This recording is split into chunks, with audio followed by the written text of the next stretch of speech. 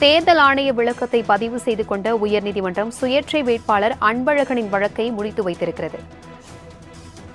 மத்திய சென்னை பாஜக வேட்பாளர் வினோத் பி செல்வம் தேர்தல் ஆணைய விதிகளை மீறி அதிக அளவில் செலவு செய்ததாக தொடரப்பட்ட வழக்கு தற்பொழுது தேர்தல் ஆணையம் அதற்கு விளக்கம் அளித்திருக்கிறது. இதுகுறித்தான கூடுதல் விவரங்களுடன் இணைகிறார் எமது செய்தியாளர் கிருஷ்ணா.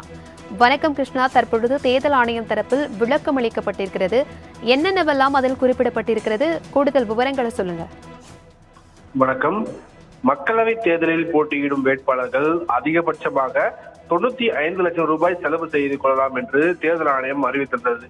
இந்த உச்சவரம்பை மீறி அதிகமாக செலவு செய்த பாரதிய ஜனதா கட்சியின் மத்திய சென்னை வேட்பாளர் வினோத் பி செல்வம் மீது நடவடிக்கை எடுக்க தேர்தல் ஆணையத்திற்கு உத்தரவிடக் கோரி அதே தொகுதியில் சுயேட்சையாக போட்டியிட்ட அன்பழகன் என்பவர் சென்னை உயர்நீதிமன்றத்தில் வழக்கு தொடர்ந்திருக்கிறார். அந்த மனுவில் தேர்தல் ஆணைய உத்தரவின்படி வேட்பாளர்கள் 95 லட்சம் ரூபாய் மட்டுமே தேர்தலுக்கு செலவழிக்க வேண்டும் எனவும் இது சம்பந்தமாக தேர்தல் செலவு கணக்குகளை தேர்தல் ஆணையத்தில் சமர்ப்பிக்க வேண்டும் எனவும் பொய்யான தேர்தல் செலவு கணக்கு தாக்கல் செய்யும் வேட்பாளர்களை தேர்தல் ஆணையம் 3 ஆண்டுகளுக்கு தகுதி நீக்கம் செய்ய முடியும் எனவும் தெரிவிக்கப்பட்டுள்ளது.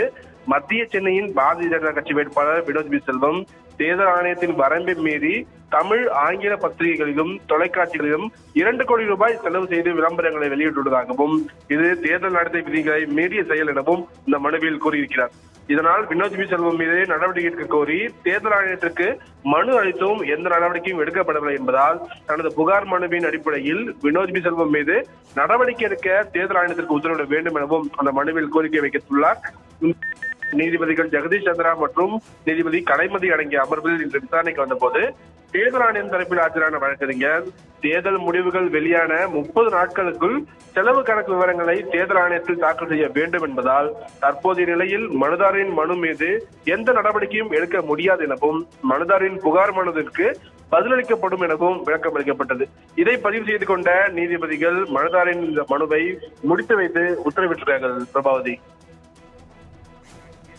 தகவல்களுக்கு நன்றி கிருஷ்ணா.